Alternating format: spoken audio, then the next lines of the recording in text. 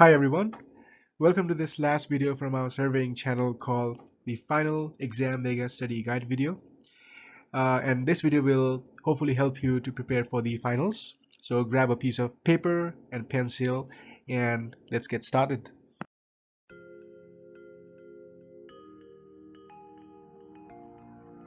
So to give you an overview of all the topics that we have covered in this course, I made this thumbnail of all the slides, which are very beautiful. So we covered this introduction, distance measurement, angles, triangulation, differential leveling, and building layout. And you reviewed these topics for exam number 1. And after that, we covered these traverse angles. We covered traverse unadjusted lines, traverse adjustments, and horizontal curves. And you reviewed these topics for exam number 2. So for the final exam, you will get these two topics that we cover after the exam 2, including all the topics. So the final exam would be comprehensive.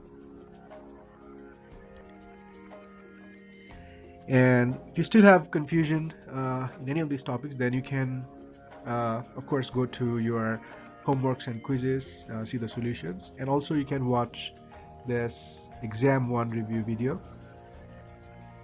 You can watch this,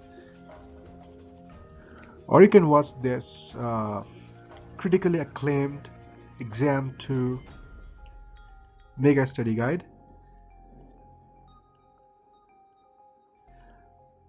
in which I've explained all the problems related to traverse and curves in a very detailed manner. And in this video, I'm gonna cover only these two topics: coordinate geometry, contour lines, and also I'll try to clarify concepts related to the horizontal curves. I'll briefly touch on this, and also I'll try to clarify some of the mistakes that we made in exam 2 and exam 1. So that's the goal of making this video. Okay, all right. So our first topic is related to the coordinate geometry. And I hope all of you recall this table. So this was the last problem we solved from the traverse. And I gave you a traverse and you guys calculated the coordinates, right? Coordinates of the traverse stations. So I hope all of you are familiar with the term called the coordinates. And this topic is about the coordinate geometry, right? So let me illustrate you a very simple example, and I hope you all are familiar with this diagram and you kind of guess where I'm heading. So let's say that this is the area that we need to survey, and I've been telling you that if we need to survey this area, then we first set up these points, and these are called the control points. These are called the control points. And when we join all these points, so these are called our stations. So when we join all these points, then these lines form a traverse, which is called a closed traverse. This is a closed traverse.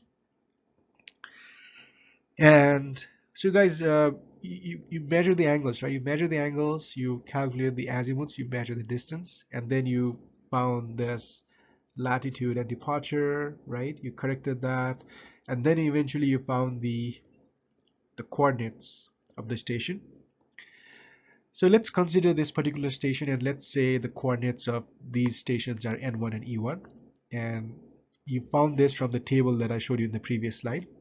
And let's say the coordinates of this point is N2, E2. So here N means the northing, okay, N means the northing, and E means the easting. So if you have studied this coordinate geometry class in mathematics, then you know the coordinates of point is given by x by y. So in our case, we have this x-axis and we have this y. So here the y-axis is northing and x-axis is easting. So instead of writing xy, we write the coordinates as n comma e, where n represents the northing and e represents the easting. Okay, so it's just the coordinate system. And for those who are not familiar with the coordinate, you can imagine a graph paper, right? Graph paper is something like this, and this is your x-axis and this is your y. So in surveying, so this x becomes the easting, right? Easting, and this y becomes the northing. This is how you can visualize the coordinate axis in the survey. Okay. Now you might have this question, right? Okay, we formed the traverse and we found the coordinates of the traverse station. Then what would be the question? So the goal of surveying is to create a map, right? You are doing the surveying to find the relative position of points on the surface of Earth, and we still haven't located it, right? We formed the traverse, of course. We know the coordinates of the traverse stations, but we haven't located any of these, right? So how do you know where these are located? So using the concept of coordinate geometry, we can exactly pinpoint the coordinates of the points around us, right? And that's the whole point of doing the traverse. If you just make the traverse, and if you don't know how to use the traverse, then there's no point of making the traverse, right? So we make the traverse so that we can survey the area, right? So let me demonstrate this. So let's say that you are interested in finding the coordinates of this tree, okay? Maybe this tree is special to you. So you place a prism here, okay? And then you place your prism here. So let's say that this point, the line joining these points represents the north, okay? This line represents the north, right? And of course you can mark this point on the ground, this point, and you can always cite this, and you can consider this as your north line, right? And what you do is you point your telescope towards this point, right? And you set the angle to 0. Okay, I set my angle to 0, and then I rotate my telescope and I sight this point, right? So I turn my telescope by this angle and I sighted this point. So can you guys guess what this angle means? Well, we have done it a number of times. So you know this concept, right? Any angle measured clockwise from the north is the azimuth of this line, right? So this angle is the azimuth of this line. So let's say this line is AX, okay, is the azimuth of this line. And in a similar fashion, you can measure the distance, okay? You can measure the distance of this line, and let's call this D, okay? So what we did is we set up the total station at A, okay, and we sighted towards our north line to this prism, and then we rotated our total station clockwise to this point X, and we are interested to find the coordinates of this tree, right? Because we want to know where that tree is located, okay? So this is the scenario, and so in the next slide I'm going to do some mathematics to derive the coordinates of this point, that is northing and easting of this tree, okay? So any point around this traverse will have its own northing and easting coordinates, right? And once you know where these points are located, so understand the concept. So once you know where these points are located, then you can easily plot these points, right? And you get a beautiful map of this area. All right, so let's see the mathematics of how we can derive the coordinates of the points using the azimuth and the distance of a line connecting to that point, okay? So it's a very, very beautiful maths. Let me draw this axis, and now I'm using the language of the coordinate geometry, and we first start by drawing my axis, right? So this is my x-axis, right? And this is my y. In surveying, our x-axis means the easting, and my y-axis means the northing. This is my axis. So let's take our first point, and let's call this point number 1, and let's N1 and E1 be the coordinates of this point, and this is the same point where our total station is located, okay? And if I have to complete this drawing, then let's say our traverse is like this, okay? So our traverse is like this, and we know the coordinates of the stations, right? And that is how we ended this traverse chapter, by finding the coordinates, so we know it. Now what I'm trying to do here is I'm trying to project this coordinates on their respective axis. So here my northing goes this way, so if the coordinate of point 1 is NE, then the distance, so this point is 0 0, so this is my origin, so the distance from 0 to this line would be N1. And similarly, if I project this on the easting axis, so the distance from 0 0 to E1 would be called as E1.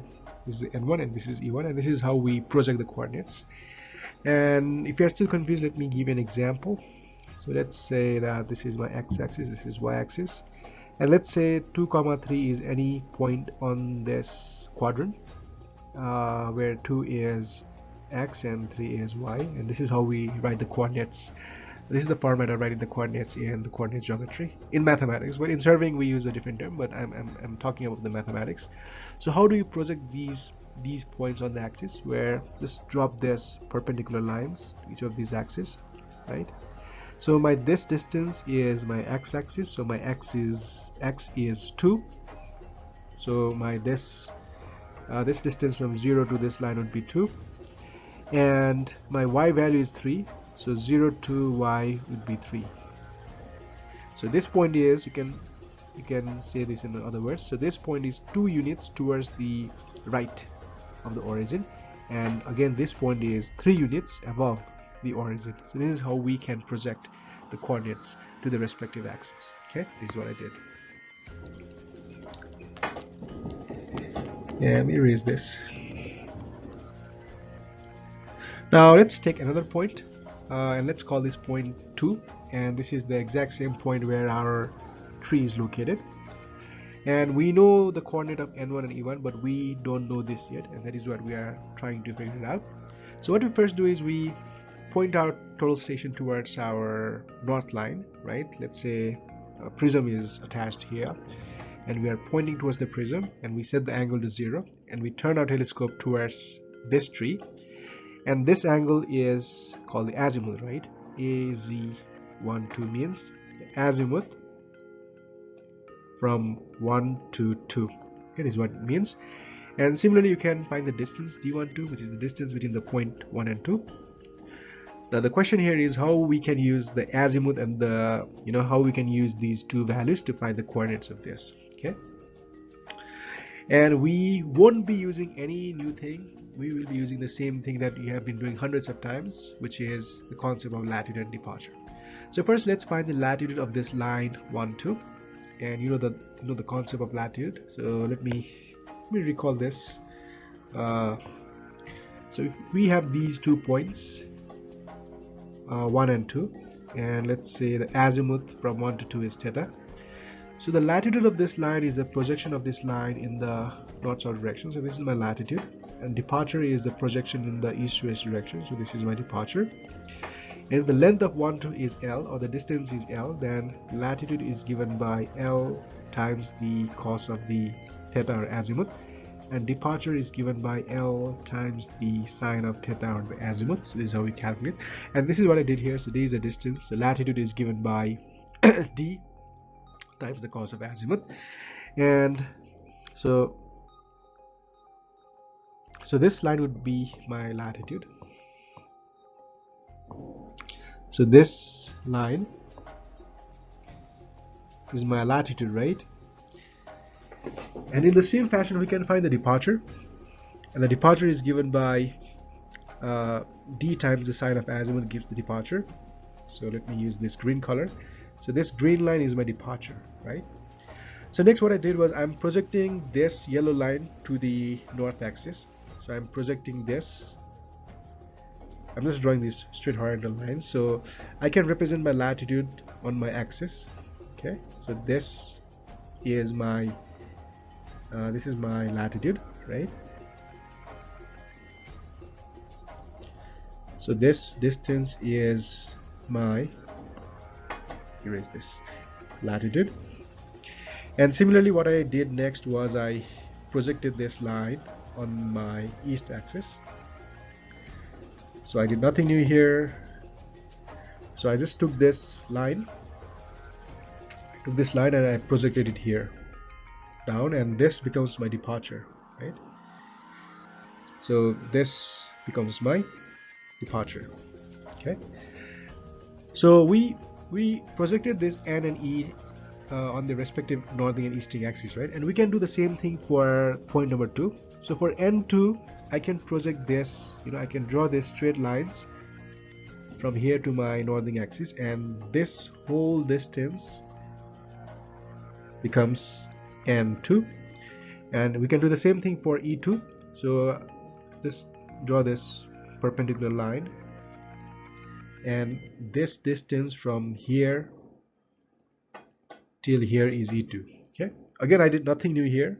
We did the same thing in the beginning, right? I told you that any point with its coordinates can be projected to the respective axis, right? So if this is x, y, my x-axis, y-axis, 2, this is 3. So that's all I did. Okay, now how do we find the value of N2? So isn't this obvious from this diagram? So this whole thing is N2, right? So isn't my N2 given by N1 plus the latitude? Let me erase this. So see here carefully. So N2, right? N2 is N1, right? This thing is N1, and you add the latitude, right? And latitude is given by d times the cos of azimuth. So this is how we derive the equation for finding the N2. Okay. So for the easting, you do the same thing. So E2, right? From here till here is E2, and this is equal to this, right? E2 is given by E2, right? E2 is given by this. You need to add this, which is the E1, right? And then I add this value, which is nothing but which is the departure. This plus this gives the value of E2. So E2 equals to E1 plus d times the sine of azimuth. So this is how we find the coordinates N and E from a given point, right? If the coordinates of this point is known, and if the azimuth and the distance is known from point 1 to point 2, then we can easily find the coordinate of point 2 by using the concept of this coordinate geometry. So let's try to do this example here. So let's say our total station is centered here at this point, okay, and its northing value is 145,428, and its easting value is 311,940.56. Okay, so don't get scared by this big number. So let's say that we have a building here, okay, and we wish to find the coordinates of this corner of the building. Okay, so we want to find the coordinates of this building, and again we are doing the surveying here. The building is already inside this traverse, so it is an existing building. So we're trying to locate where the corners of this building are located inside our traverse. Okay, so we sight towards the north line again, right? And let's say this time we flip our telescope, right? So our total station telescope looks like this, and you can rotate it, right, vertically. So if this is your eyepiece, and if you flip it, then it turns towards this towards the other side, right? So we are flipping the telescope, and your telescope would be pointing towards the south direction, right? And you set the angle to 0 again. So set the angle to 0 again, and then you measure the angle from the south line to this corner, right? This line. So this is not an azimuth, because azimuth should be measured clockwise from the north. But if you recall the concept of bearing, so this is my south line, right? So if I measure the angle either from north or south line, right, like this, then these are my bearing, right? So these are my bearing values, right? So here we are measuring the bearing, and let's say that we also measure the distance. So let's say our distance is 42.47 foot. Okay, this is our distance, and our bearing is south, 4823 west. Okay, so this is my bearing. Now the problem here is you need to find the coordinates. So what are the coordinates of this point? So how do we find the coordinates? Okay, how do we find the coordinates? How to find the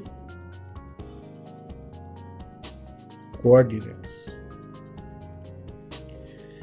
And again, don't get scared, because we just have two equations, right? So the northing is given by the northing is given by n1 plus d times the cos of azimuth, right? And easting is given by previous easting plus d times the sine of azimuth.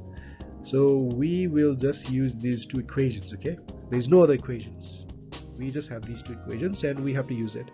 And now here we have the azimuth, right? But here we have the bearing. So first we need to convert this to azimuth. So if you are given a bearing instead of the azimuth, so if bearing is given,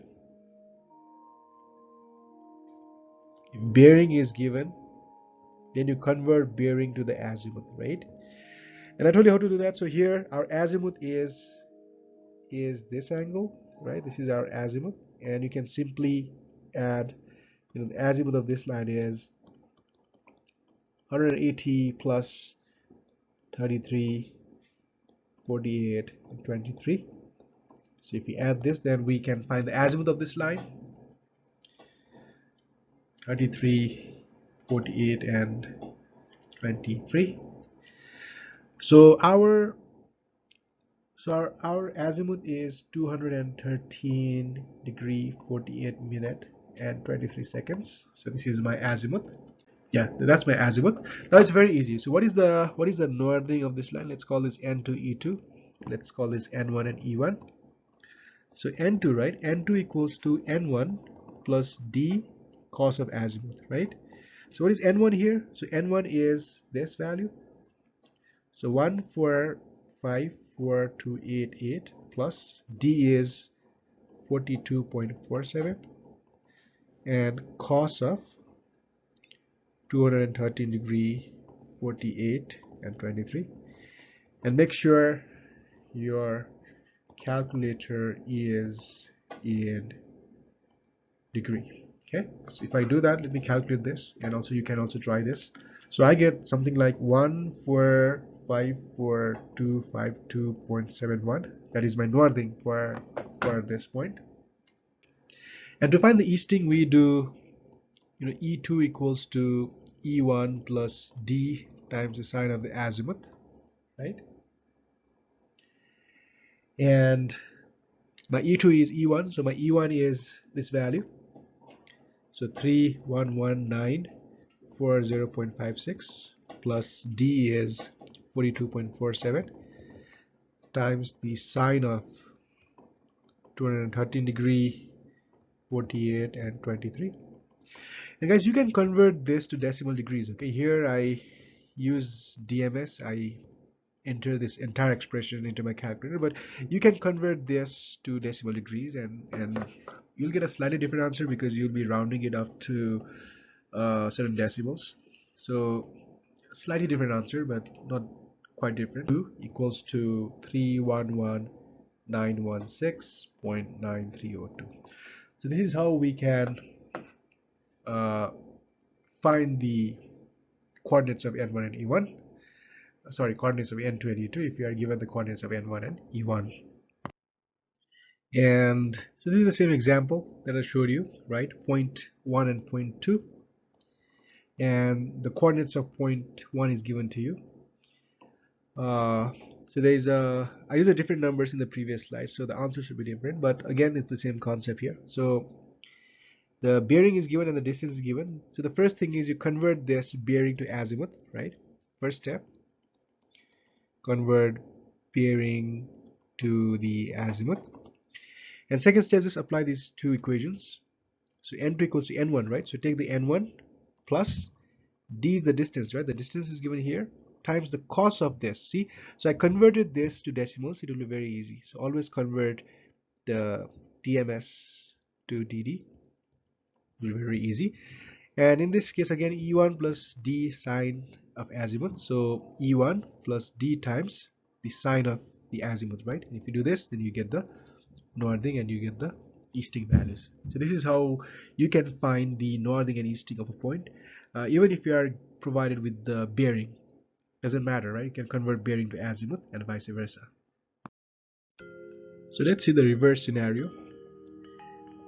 So the reverse scenario states that if you know the coordinates of the 2 points, right? If you know the coordinates x2, y2, the 2 points, then how do you find the distance? The distance between the 2 points equals to what, and what is the azimuth, right? So in the previous case, you had the coordinates of one of the points, right? And you had the azimuth, and you have the distance, right? And using that, you found the value of x2 and y2, right? You found the value of the coordinates. But in this case, if you are given these two values, how would you find d1 and how would you find a1? Okay, so this is the concept here. Now, finding the distance is very, very easy. So let's say that, let's consider 2 points A and B, and let's say the coordinates of A are 1000, 1000 again. Let's call this N1 and E1. Okay, the coordinate of B be 1050 plus 1060. Again, let's call this N2 and E2. So if you have the northern and eastern coordinates of the 2 points, then how would you find the distance? Okay, so this is what we use. This is the equation that we use: E2 minus E1 the whole square plus N2 minus N1 the whole square, and we take the square root of that. So this is the equation that we will use to find the distance. Okay, and some students tend to be scared because of this. It doesn't matter whether you take E1 minus E2 or E2 minus E1.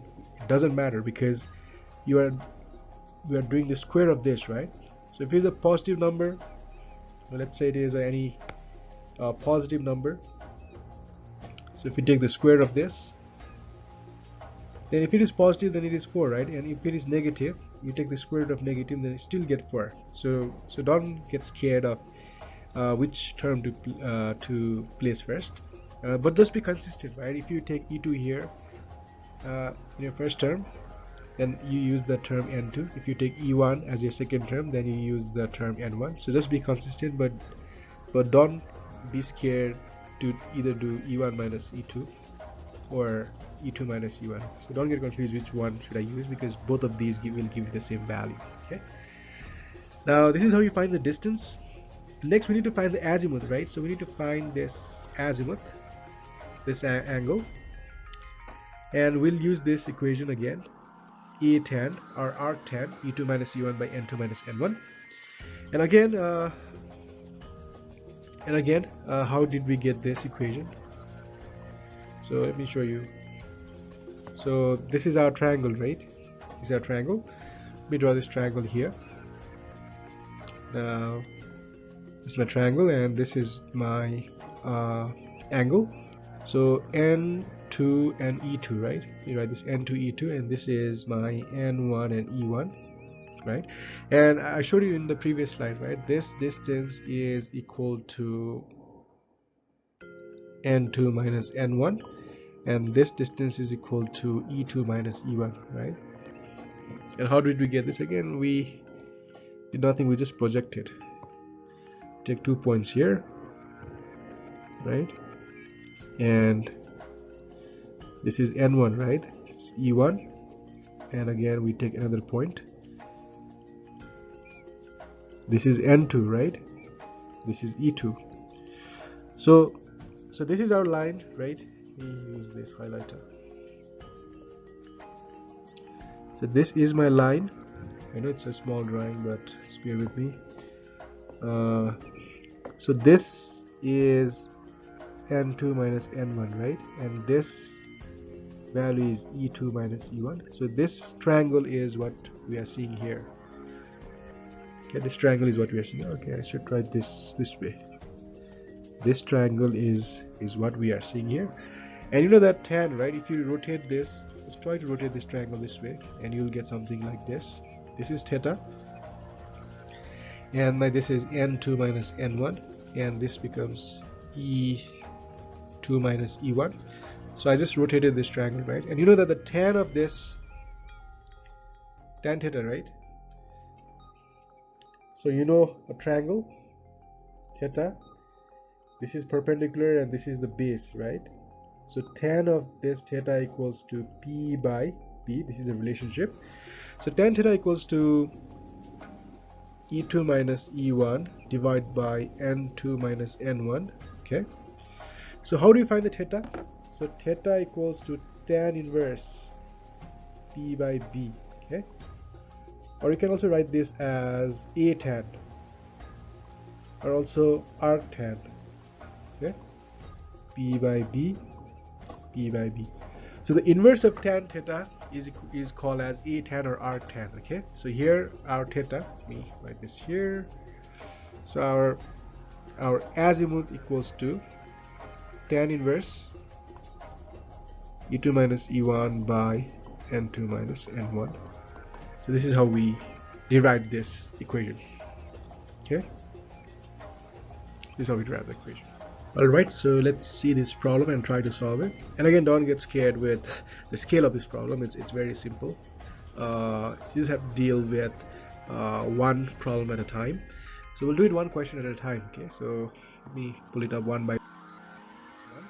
So our first question is something like this. So what is the northern coordinate for point number 2? So this is my point 1, this is my point 2, and we need to find northern and easting, right? So in this question, it's just asking for northern.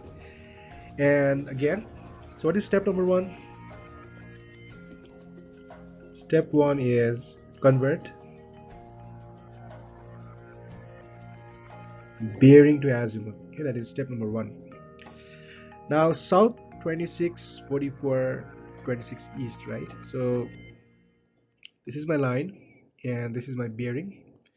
So what is my azimuth? My azimuth would be this line, right? So that is why I was stressing on that azimuth to bearing conversion, because we have to use it here. So this is my azimuth. So how do you find the azimuth? So azimuth equals to 180 degree minus, right? Subtract 180 degree from 26, 44, and 26. So my azimuth of this line would be 153, 15, and 34. So let's convert this to decimal degrees.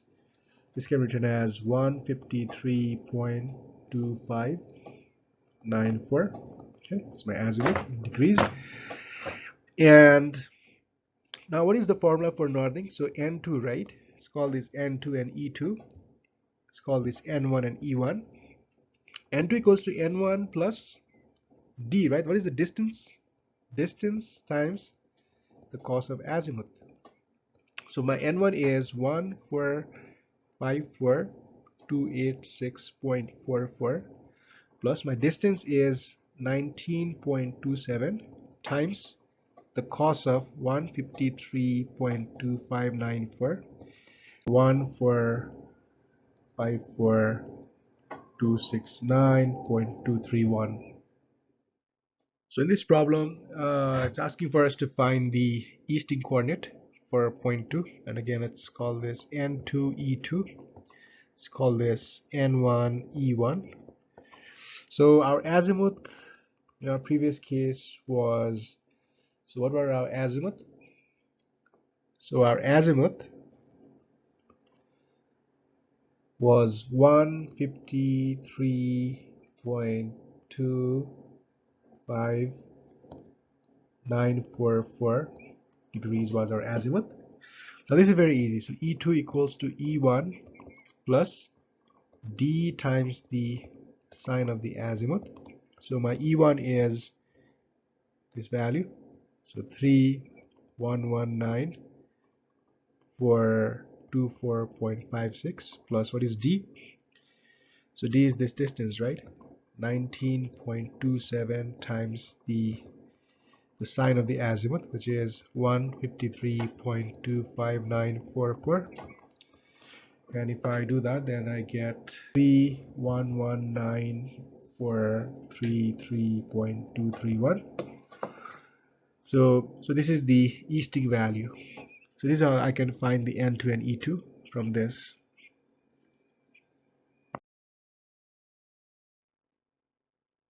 Right, so this question is asking us to find the azimuth of the line 4, 1, okay, from 4 to 1. So how can we do that? So again, nothing to worry about. So in this question, you see this angle, right? All these are the bearing values. So here the bearing from the line 1 to 4 is given to you. So always draw the axis. Let me say this is 1 and this is 4, and then I think this line, this should be a little bit downward. So my 4 will be down, and it's bearing, right? Bearing is always measured like south, east. So this would be my angle, which is given, right? So this angle is 89 degree 56 minute and 36 seconds. So this is my bearing, right? From 1 to 4. So this is my bearing. Again, don't get confused. The bearing from 1 to 4, southeast. Now, the question is asking you to find the azimuth of the line 4 to 1, right? So the question is asking us to find the azimuth. Now, first we'll convert this to azimuth. So the azimuth value would be this angle, right? So if I subtract 180 from 89, 56, and 36, then that would give you the azimuth. So let's try to do this. 180 minus 89, 56, and 36. So my azimuth of 1,4 is 90 degree 3 minute and 24 seconds. So this is 90. If I convert this, it is 90.0566 using 4 decimals. Now we need to find the azimuth from 4 to 1, right? We need to find this value. And isn't this similar to this case, right? So if you know the azimuth of this line, so how would you find the azimuth of this line? So this is the concept of the forward azimuth and the backward azimuth. So we just add 180 degrees plus 180 degree, and that would give you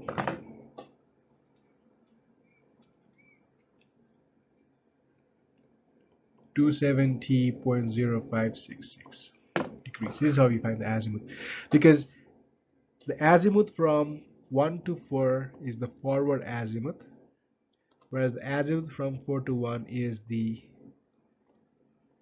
backward azimuth. This is the difference, right? Forward and the backward. And what's the formula for the backward? You take the forward and you add 180 degree. That will give you the backward azimuth, and this is how you find the azimuth of the line 4-1. So let's solve this last one. So here the distance between point 2 and 3 is 56, and line 2, 3 is due east. So again, draw this axis, so north, south, east, west. So my point 2 is here and my point 3 is here. So this is my E2 and this is my E3.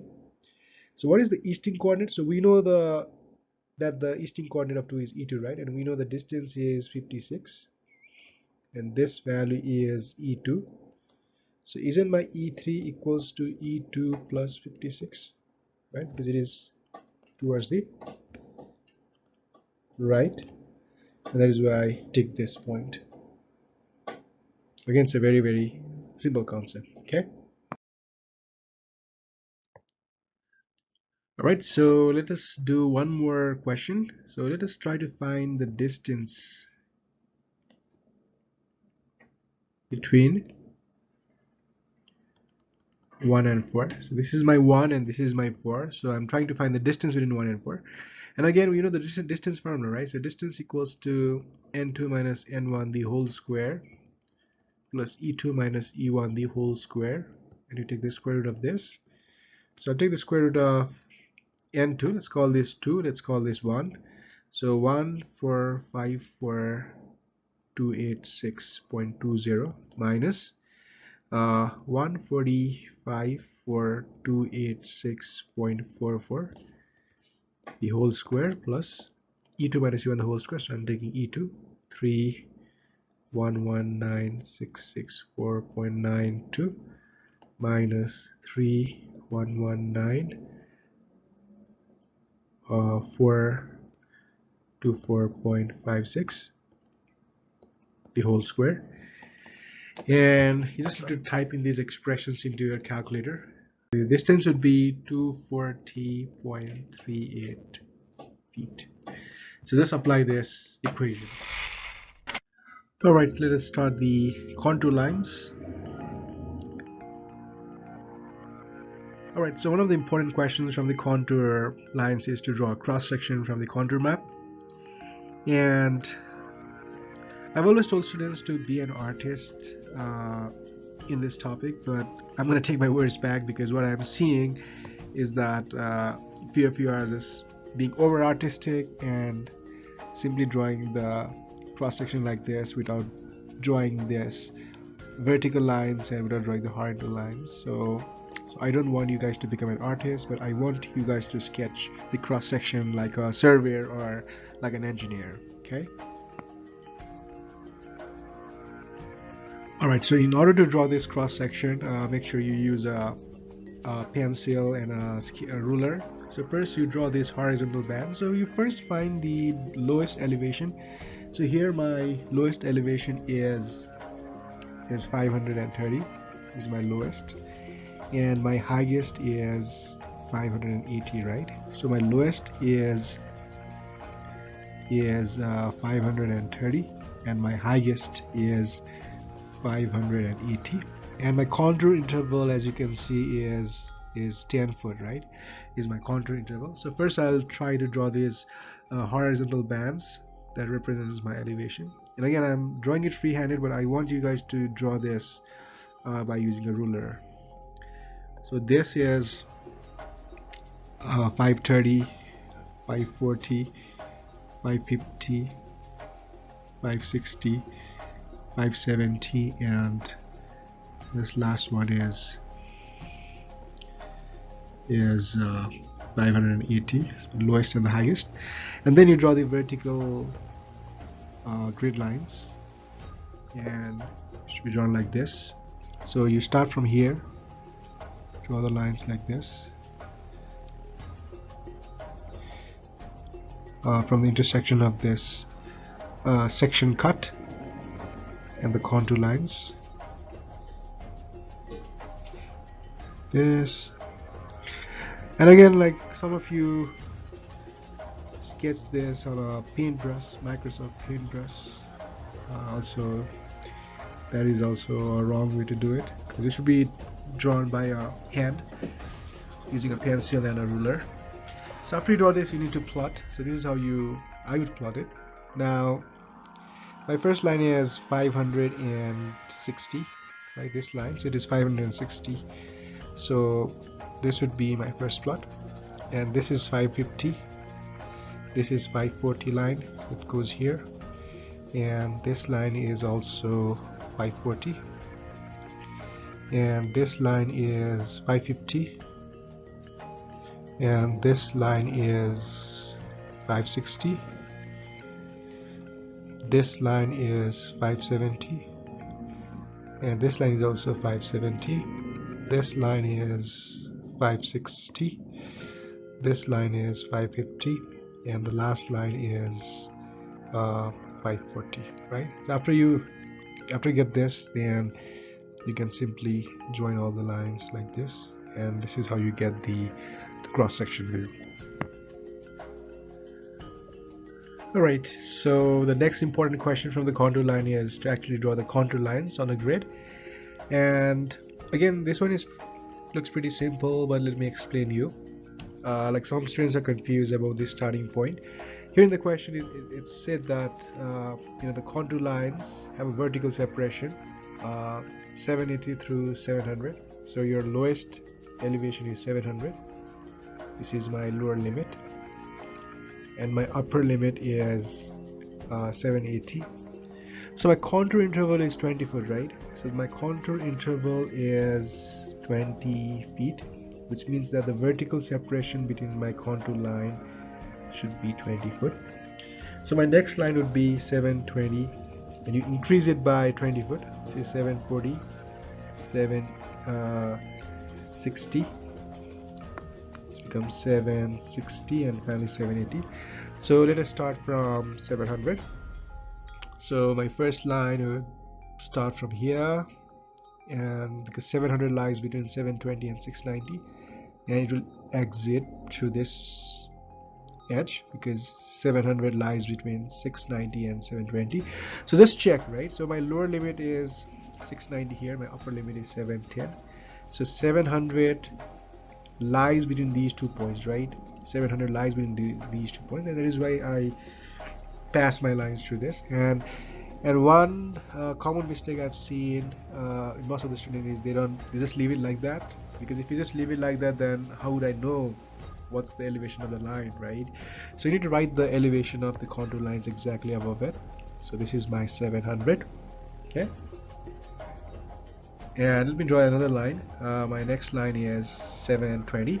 So it starts from right here and goes from here and goes right here. So this is my 720 foot contour line, and my next line is 740. So 740, this is 2030, so 40 would start somewhere here and it will touch here, and then it will touch here since 740, and then it will pass between here. So this line is 740. Next line is 760. So it will pass from here, from here, from here, from here. So this line is 760. My last line is 780. So pass from here and here. So this line is 780. Okay, so this is all you need to do, and I don't want you guys to make mistake on this, because it's a pretty straightforward problem. Just find the lower limit, upper limit, and it will be provided in the question, and also the contour interval will be given. So you need to increase the elevation by 20 foot, right? Because contour interval means the vertical separation between the contour line will be 20 foot, and this is how you're supposed to draw the contour lines to the grid. Alright, so my last topic for this video is the horizontal curves, and the reason I'm doing a review of this is because I found that few of you are still confused with the concepts of the horizontal curves. But before you watch this video, I want you to watch the full lecture on this topic for those who are still having problems with this topic. So first go and watch the full lecture. I've uploaded that under this exam to mega study guide video, and after you watch that video you can come back and you can continue watching this. So in this video I'm going to discuss two things. The first one, I want to discuss some theoretical concepts regarding the curves, which are important not only from the exam perspective, but also trying to grasp the concept of the curves. And the second thing is that I want to discuss the lab, because last time I discussed the lecture part in this video. Maybe I didn't get a chance to discuss the lab, but in this video I'm going to discuss the lab portion. Okay, so let's start this topic.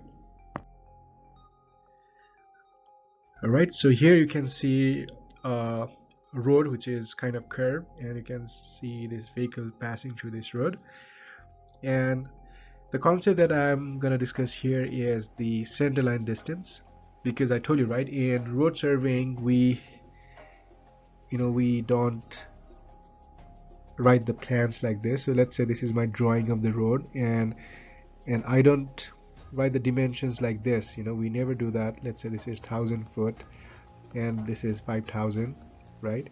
You see these kind of notations in the architectural drawings, building drawings, but in road surveying we don't use this kind of notation, because it's create confusion, right? Because a road is just a line, right? It's just a line, and if you try to label everything, then it gets confusing, and that is why we use stations. Okay, we use the concept of the stations.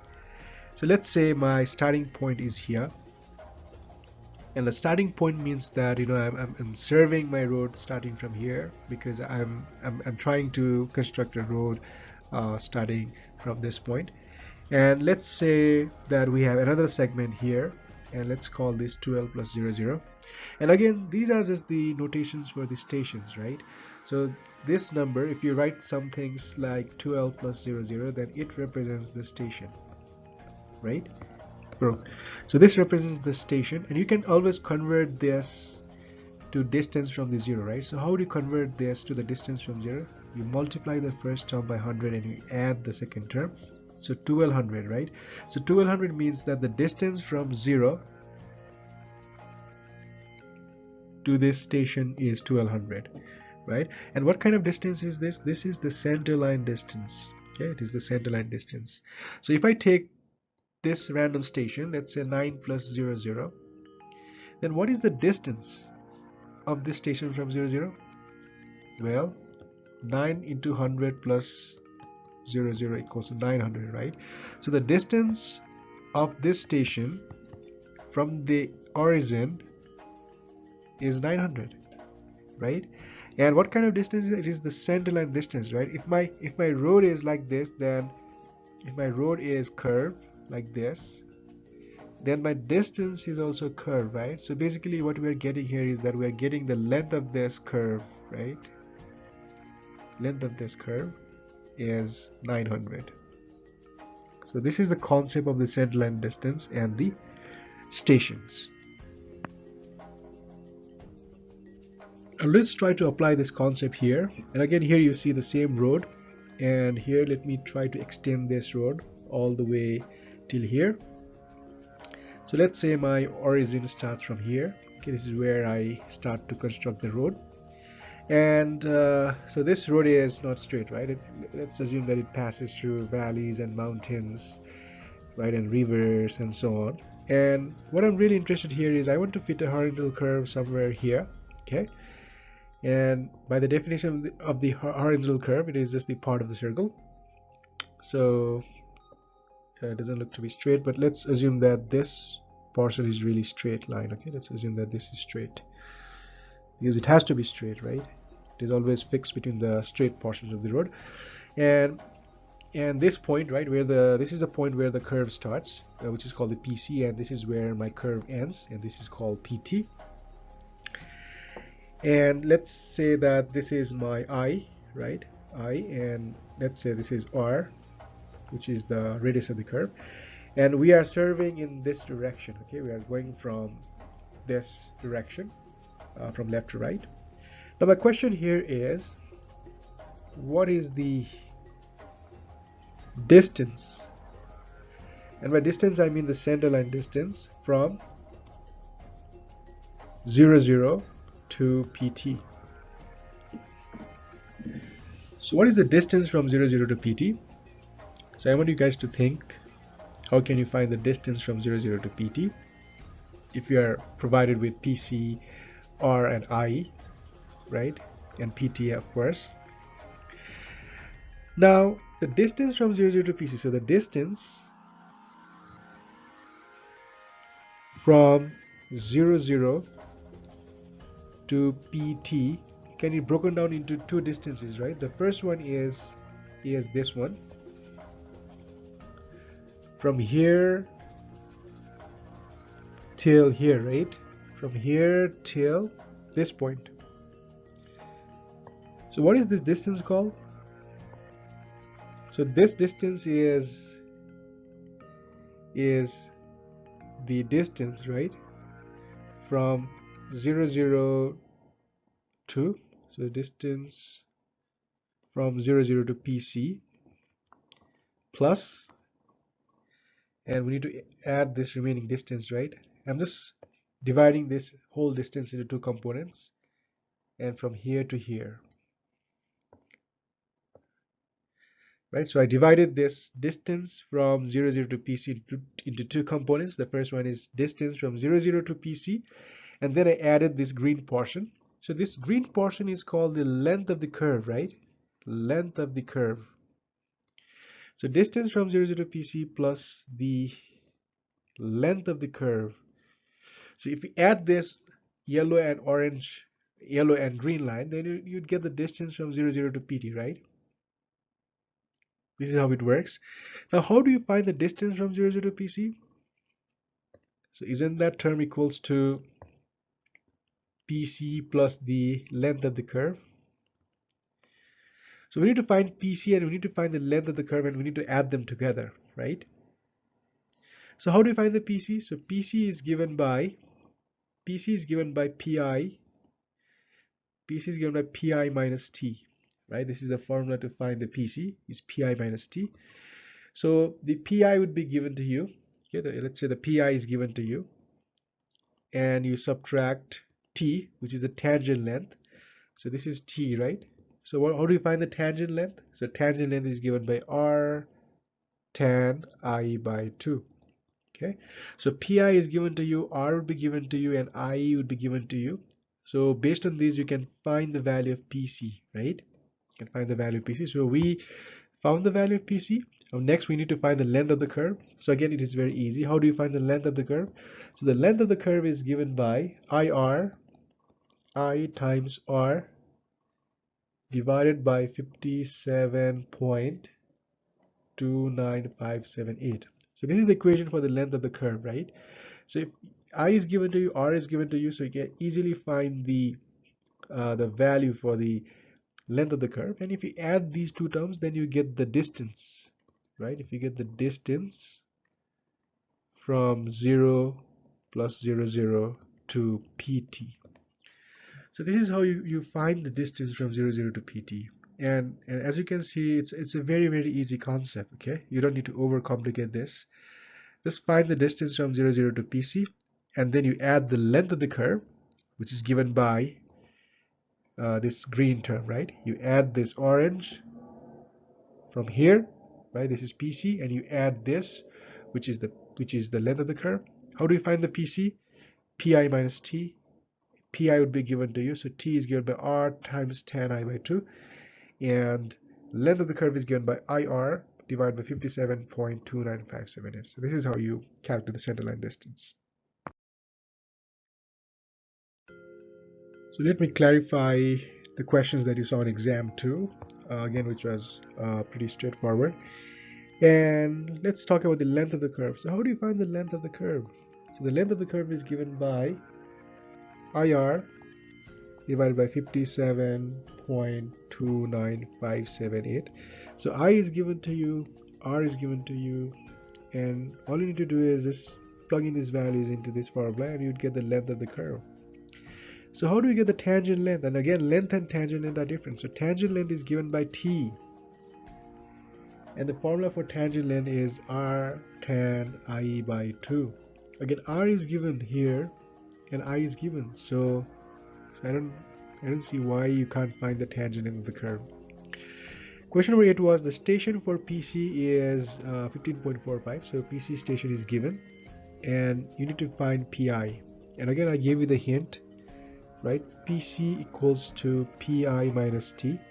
So how do you find the PI? So PI equals to PC plus T, right? You just need to add this tangent length to PC.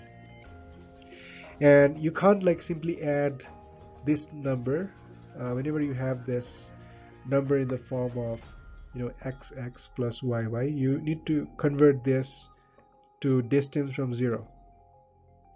Distance from 0 and just multiply it, right? 15 times 100 plus 45.45 equals to 1545.45. So first you need to convert this format into this format, and then you can do the you can add or you can subtract things. Okay, now find the length of the long chord. So how do you find the length of the long chord? Again, long chord equals to what? 2 r sine of TDA, right? Where TDA is the total deflection angle. So 2 is known, R is known, so we don't know the TDA, right? We need to find the TDA. So how do you find the TDA? So TDA is given by D times TAL, right? So how do you find the D? So D is the deflection per foot, right? That is why I gave you this follow-up question so that you can use these values in question number 9. So D is given by 90 divided by pi r, right? 90 divided by pi times r will give you the value of D. So how do you find the TAL? So TAL equals to station minus PC, and most of you are confused which station to take. So I'm asking you to find the uh, length of the long cord. So long cord is this, right? It connects this station. So my station would be PT, right? Because I'm trying to find the long cord, and long cord is a cord that joins the starting and end points. So this station would be PT. So PT is known and PC is known. So if you subtract these two terms, then you get the total arc length.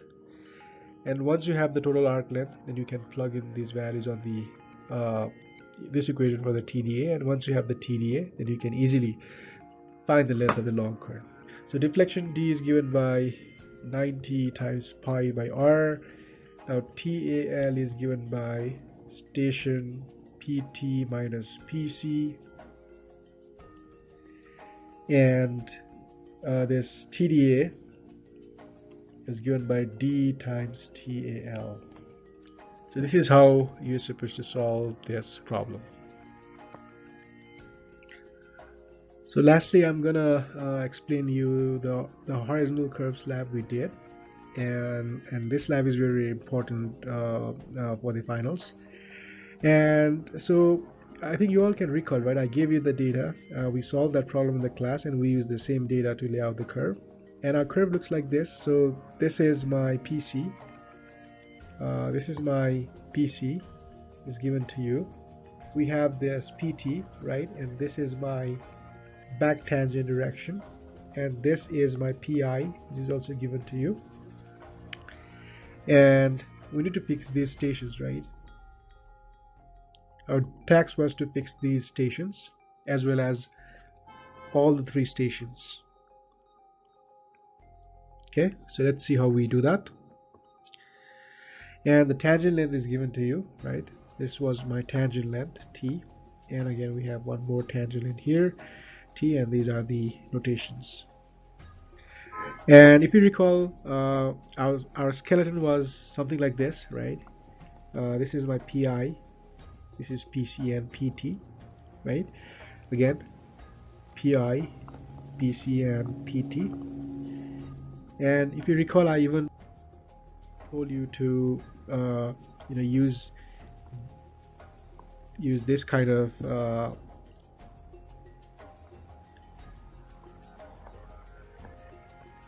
use your arms to try to locate the locations for PC and PT.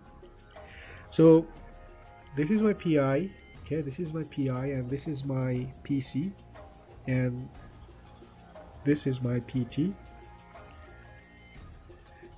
Now the question here is, so usually whenever you want to fix a curve on the road, so our road looks originally like this, right? So our shape of the road is like this, which is already present there, and our goal is to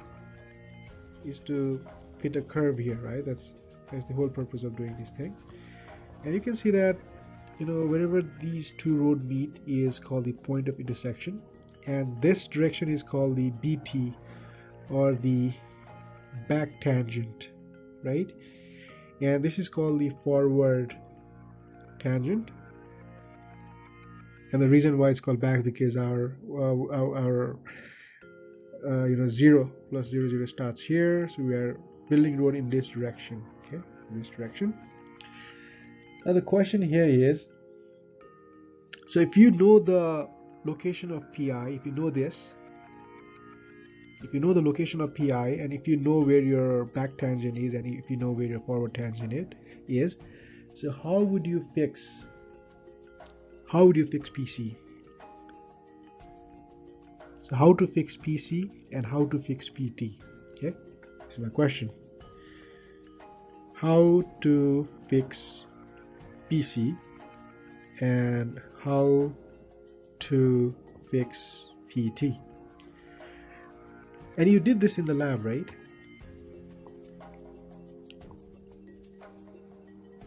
And you did this in the lab, right? So let me move to our next slide. So first, you chose a PI, right? You assume that point was pi, which was given to you, right? So my goal here is to fix PC and to fix PT. I have to fix these two things, okay? And for that, you need to know one thing, that is the tangent length, right? So our tangent length had some value, right? And you know that, so this is where you set up the total station, right? You'd set up the total station at pi, and then you'd sight towards the BT, back tangent. And in our lab we assume, right, you spread your arms and then you say that, okay, this is my back tangent and this is my forward tangent.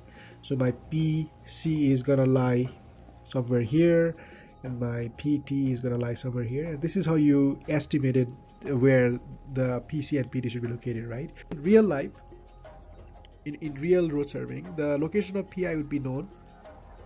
This would be known, and the direction of the back tangent would also be known. So this should also be known, okay?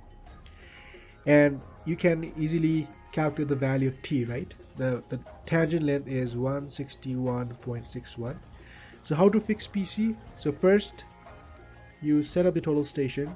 Set up the total station at PI, right? And step number 2, you sight towards BT, right, or back tangent. Maybe somebody will hold a prism here, like this, and you would sight this point, right? And then you would measure 161.61, right? 161.61 foot from PI, and that is where you would fix PC. Okay, so let's say PC is here, and this is how you fix the PC. And how would you measure? I think we have done it many times. You can do this in a number of ways. You can tell your friend to hold the prism, and then you shoot the distance, right? And it might not show 161 at the first place, and you'll tell him to move a little bit back or move front, and maybe your friend would get frustrated, or maybe he would be happy, who knows. So this is how you fix the PC, right? So how do you fix the PT? Now, this I, this is the intersection, angle of intersection I, right? So the I is given to you. So if I is known, then this angle is 180 minus I, right? 180 minus I, and all you need to do is you need to turn your total station by this angle, which is 180 minus 44. So 44 is I, right? Let me erase this so that it doesn't get confused. So we fix the PC, right? And we turn our instrument by 180 minus I, and then my total station would be pointing towards the forward tangent location, right? So my total station will be pointing towards this way, and again I measure 161.61 from PI, and then I fix the PT.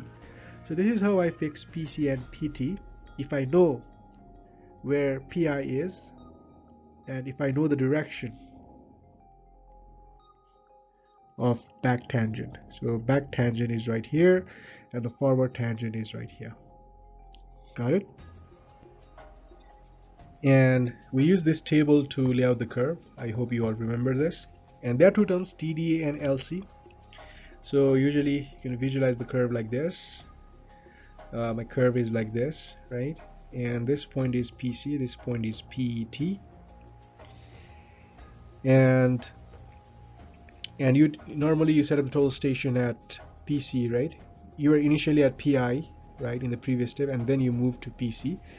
And then you sight PI, right? You sight the PI and you set the angle to 0. So total deflection angle tells you by how much angle you need to turn your instrument, right? It will tell you the total deflection angle measured along this tangent line, right? This is what this TD is telling you, right? Telling you by how much degrees you should turn the total station from this tangent line. And long curve gives you because the way we are setting up the curve is that we are fixing a number of points. So long curve is just the distance from PC to this intermediate stations, right? This is my long curve, and it tells you what should be the distance that I should be measuring from PC to the point where my station is, right? So this is what the long curve and TDA means. And so how do we fix the station? So we already fix PI, we already fix PC, and we already fix PT, right? And if you recall, you were initially here and then you moved your total station to this point, right? So always remember that if you see this table, my first station is always the PC, right? And this last station is always the PT, right? We already fixed these, so we need to fix these stations, right? So how do we fix that? Well, we first cite this PI, right? We first cite this PI and we set horizontal angle to 0. So let's say we are trying to fix this station. So we're trying to fix this station.